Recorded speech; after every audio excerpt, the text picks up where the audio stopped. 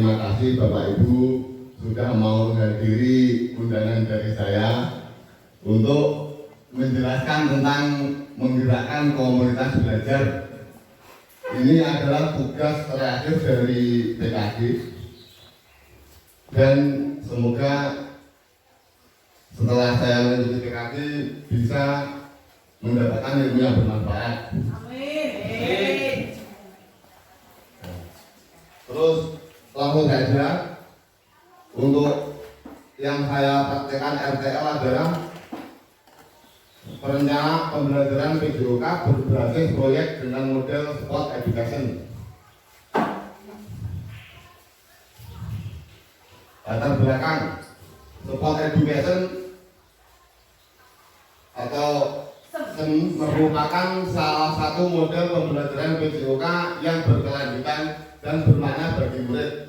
Karena SEM menekankan pentingnya memberikan pengalaman bermain peran murid dihadapkan pada situasi yang mencerminkan kehidupan nyata di dunia olahraga, yang membantu mereka mengembangkan pemahaman yang lebih dalam tentang peran dan tanggung jawab masing-masing, terutama dalam meningkatkan partisipasi setiap individu.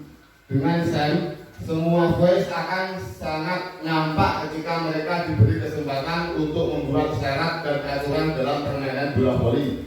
Sedangkan untuk pilihan atau voice di sini murid juga diberi kebebasan untuk memilih peran dalam kegiatan ini, serta kepemilikan atau ownership di sini dengan melibatkan murid untuk mengatur ruang pertandingan.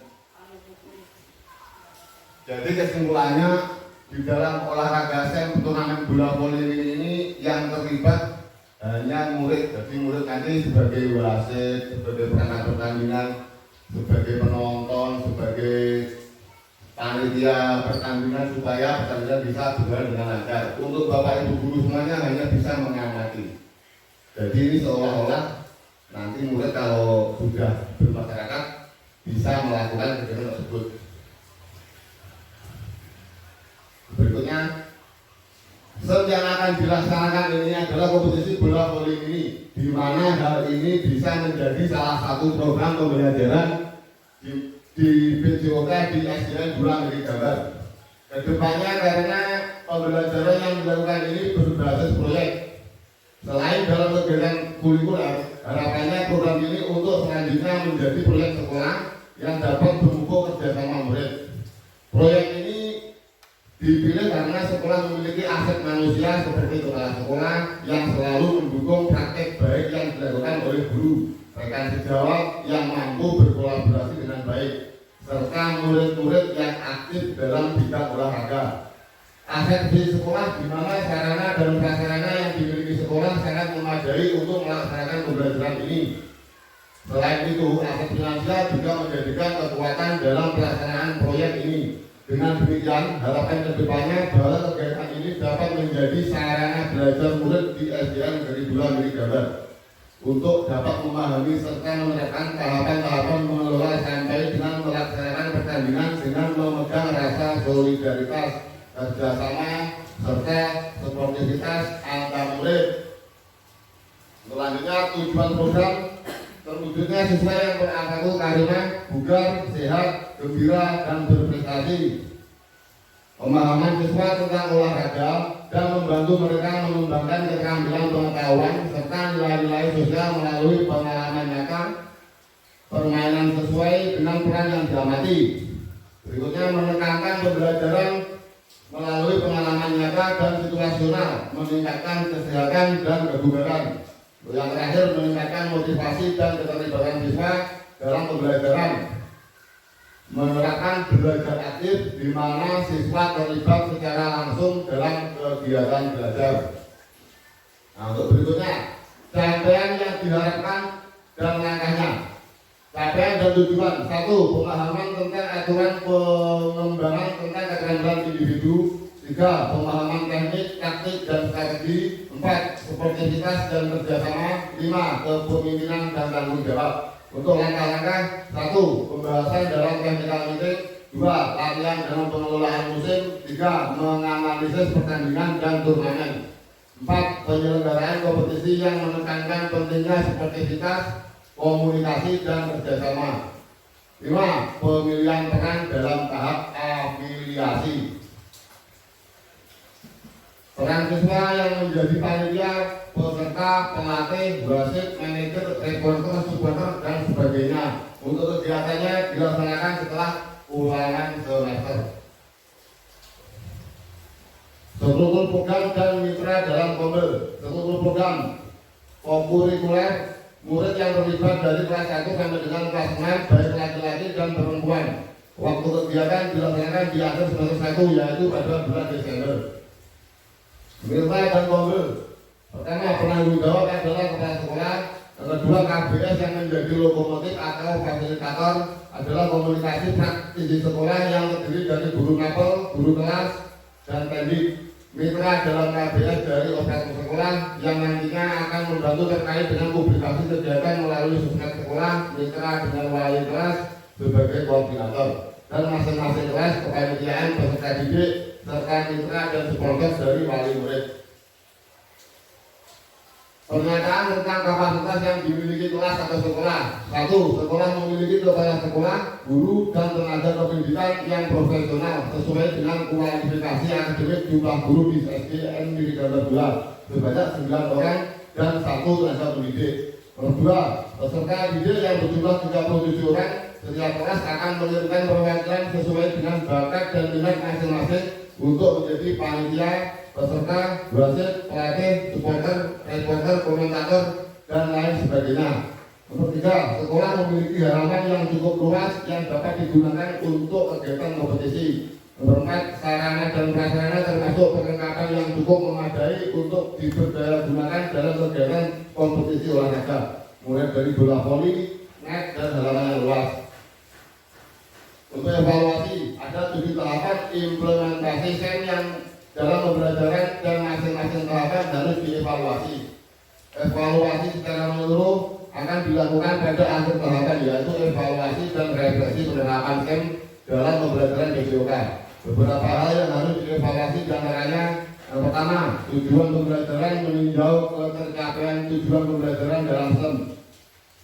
Umpan balik dari murid tentang pengalaman dalam pembelajaran SEM, mengumpulkan pendapat melalui refleksi guru terhadap perencanaan, pelaksanaan, dan pengelolaan SEM. Evaluasi kerja tim, meninjau kolaborasi dan kinerja tim dalam SEM. Evaluasi penerapan konsep fair play, yakni meninjau penerapan konsep fair play dan sikap suportif dan terintegrasi dengan baik selama pelaksanaan, bagaimana murid menghormati aturan, menghargai lawan, dan menunjukkan etika dalam berolahraga yang baik. Terakhir, evaluasi manajemen kelas dan pengelolaan waktu, yakni evaluasi mengenai efektivitas keaktifan murid yang terlibat sesuai dengan perannya. Nah, tantangan yang terjadi: yang pertama, pengelolaan waktu. Jadwal yang padat dan keterbatasan waktu dapat mempengaruhi penyelenggaraan. Kedua, faktor alam atau cuaca. Lapangan outdoor akan sangat terpengaruh oleh kondisi cuaca. Yang ketiga, motivasi peserta. Kesulitan dalam mengamati termasuk perbedaan kemampuan, kepribadian, dan konflik antar teman. Terakhir, keterlibatan orang tua dan komunitas. Kurangnya dukungan atau keterlibatan orang tua dan komunitas dapat mempengaruhi motivasi dan dukungan terhadap kegiatan. Untuk solusi, yang pertama, penjadwalan yang lebih efisien dan efektif, menggunakan pendekatan positif dan memberikan motivasi tambahan melalui pengakuan dan pujian. Ketiga, komunikasi terbuka dan segera mengatasi konflik. Yang keempat, memberikan umpan balik secara individu untuk setiap peserta didik. Terakhir, mengadakan pertemuan dengan orang tua untuk menjelaskan tujuan pembelajaran berbasis proyek. Terima kasih untuk penjelasan dari saya tentang SEM atau Sport Education Model seperti itu. Jadi nanti siswa akan diberi peran sebagai pemain, sebagai peserta, sebagai supporter, komentator, dan lain-lain. Intinya siswa belajar untuk mandiri, dan semoga dengan adanya kegiatan tersebut bisa istilahnya ada promosi lah kalau sekolah kita ada kegiatan. Terima kasih Bapak Ibu telah mendengarkan presentasi dari saya. Bapak Ibu mungkin ada yang ingin dipertanyakan? Ada Pak. Iya. Apakah SEM ini bisa diterapkan untuk olahraga yang lain, misalnya selain voli? Nah, bisa, sangat bisa. Sangat bisa ya? Sangat bisa. Biasanya diterapkan kalau ngomong di SD ya. Biasanya diterapkan di olahraga tradisional. Misal turnamen balap bandia gitu. Balap karung, ya bisa, semua olahraga bisa. Senam irama bisa. Terus yang lainnya? Tadi kan di depan dijelaskan bahwa SEM ini nanti juga akan melibatkan berbagai komunitas termasuk guru kelas, guru mapel, wali murid. Nah, untuk guru kami sebagai guru kelas sendiri itu kan nanti belum dapat gambaran seperti apa nanti peran kami dalam kegiatan SEM itu nanti seperti apa ke depannya? Apakah nanti kami ikut menyeleksi atau kami hanya menjadi pendamping atau seperti apa? Untuk SEM ini untuk guru hanya menemani. Jadi semuanya pure murid yang melaksanakan. Dari mulai kepanitiaan, perangkat pertandingan, wasit, semuanya murid. Jadi murid dilatih untuk belajar mandiri ketika dia nanti bermasyarakat. Sebenarnya kan ini kan untuk SMA nanti. Tapi saya mencoba menerapkan di SD karena SD kita kan sama olahraga voli kan sangat semangat. Dan untuk menarik lingkungan kan mungkin sangat bermanfaat itu. Jadi hanya sebagai pengamat saja ya Pak? Ya, guru hanya sebagai pengamat. Dan itu nanti untuk pelaksanaannya berarti kelas 1 sampai kelas 6 itu bersamaan? Untuk di SD kan nggak mungkin ya, kalau untuk kelas 6 satu tim, kelas 5 satu tim. Jadi nanti pelaksananya istilahnya di kopiok. Jadi kelas 1 nanti bisa mendapat tim dengan kelas 5, 6, 4 dicampur itu. Oh iya. Ya, terima kasih Bapak. Ada yang lain? Ya Pak, ya Pak. Silahkan. Di situ kan ada tulisan konflik antar teman. Jika dari Bapak Ibu guru hanya mengamat, jika memang di awalnya bermain terus ada konflik atau permusuhan antara sesama pemain, peran guru sampai mana? Nah, itu kan ada penanggung jawab guru olahraga, yaitu guru olahraga sebagai garda paling depan. Oh, terima kasih. Guru agama berperan. Sudah ada yang bertanya? Sudah bisa dipahami? Pas. Terima kasih atas waktunya Ibu. Semoga yang saya sampaikan bisa bermanfaat. Dan saya akhiri, wassalamualaikum warahmatullahi wabarakatuh.